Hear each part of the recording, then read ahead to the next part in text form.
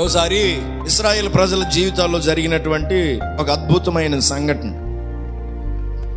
ఇశ్రాయేల్ ప్రజల్ని ఫరో వెళ్ళమన్నాడు.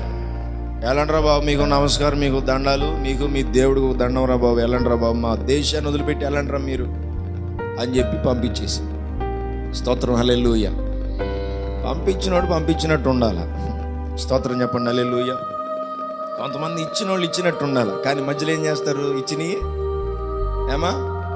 తీసేసుకుంటారు. పంపించినాడు సరే, పోతే పోయారులే, పోనీ, మనకి దేశం ఉందిలే, మనకేమన్నా సంపద తక్కువ, మనకేమన్నా రాబడికి తక్కువ, ఏమన్నా తక్కువ, వ్యాపారాలు తక్కువ, మనకి అన్నీ ఉన్నాయి. పోతే పోయారు లేలి, కాకపోతే ఇంకొకళ్ళు వస్తారు, మన పని మనం జరుగుతుంటుంది. మన దేశం ఆశీర్వదించబడిన, ప్రపంచంలోనూ గొప్పది మన దేశం, వింతైనది, ప్రపంచ వింతల్లో ఒకటంట ఇది. స్తోత్రం చెప్పండి, హల్లెలూయా, హల్లెలూయా. కనుక ఇప్పుడు ఫరో అనుకున్నాడు, పోయినట్టే పోనిచ్చి మళ్ళీ ఏం చేశాడు తెలుసా? వెనకమాల నుంచి మరలా సైన్యంతో వస్తున్నాడు. ఎవరో? ఫరో. స్తోత్రం చెప్పండి, హల్లెలూయా.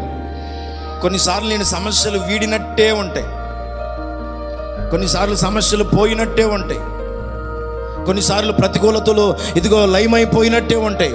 పోయిందిరా బాధ అని అనుకుంటాం, సమస్యలు పోయాయిరా అని అనుకుంటాం. కానీ అంతలోనే చెప్పండి మళ్ళా ఇంకొక సమస్య.